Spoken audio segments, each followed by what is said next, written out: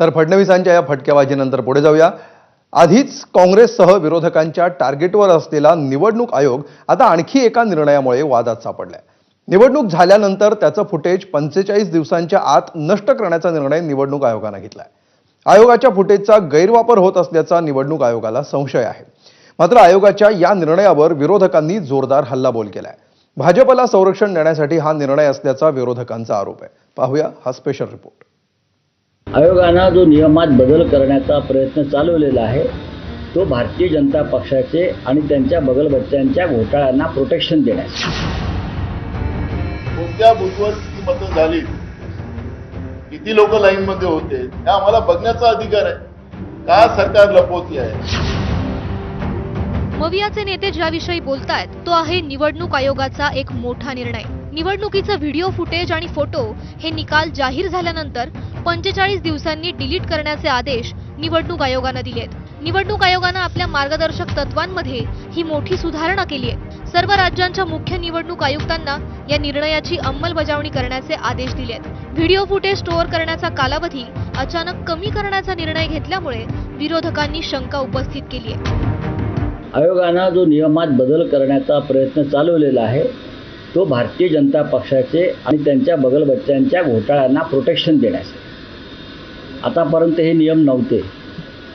2024ची निवडणूक विधानसभेची आणि त्या संदर्भात सुद्धा आयोगानं घेतलेल्या भूमिका ह्या अत्यंत संशयास्पद आहे।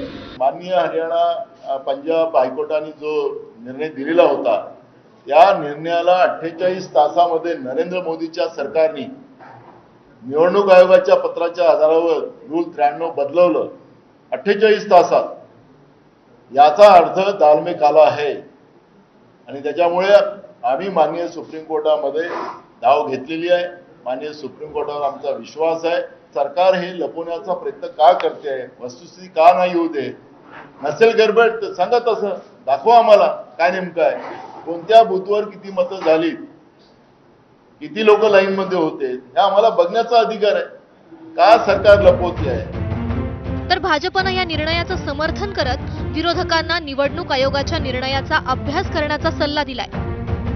कुठली गोष्ट आली तर रडूबाई रडू, आक्षेप घेऊ, हेच काँग्रेसचं काम आहे, हेच महाविकास आघाडीचं काम आहे। आणि त्यामुळे या सगळ्या व्यक्तींना रडण्यापेक्षा समाज घडण्याकडे लक्ष द्या, घडलेल्या समाजाला पुढे नेण्यामध्ये लक्ष द्या, व्यवस्थांना मजबूत करण्याकडे लक्ष द्या, ही आवश्यकता आहे असं मला वाटतं।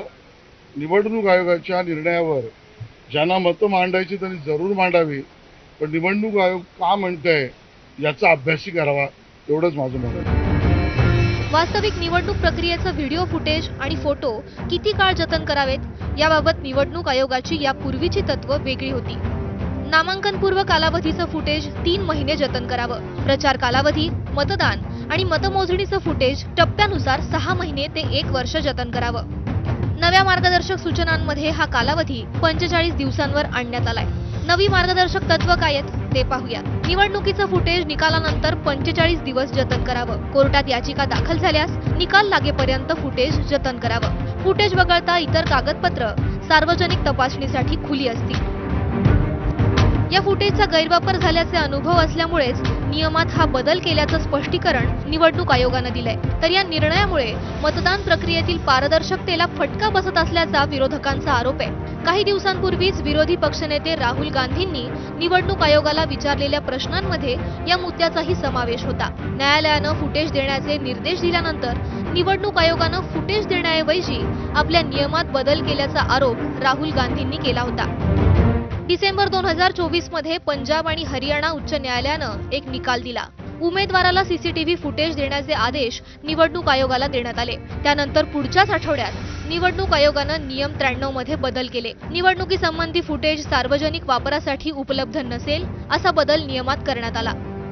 राहुल गांधींच्या या आरोपांना मुख्यमंत्री देवेंद्र फडणवीसांनी उत्तरही दिलं होतं। त्यानंतर निवडणूक आयोगानं नियमात केलेला हा बदल पुन्हा वादग्रस्त ठरण्याची शक्यता आहे। हा विषय विरोधक कितपत लावून धरतात आणि न्यायालय या प्रकरणात काय कौल देतं याकडे सर्वांचंच लक्ष असणार आहे। ब्युरो रिपोर्ट, एबीपी माझा।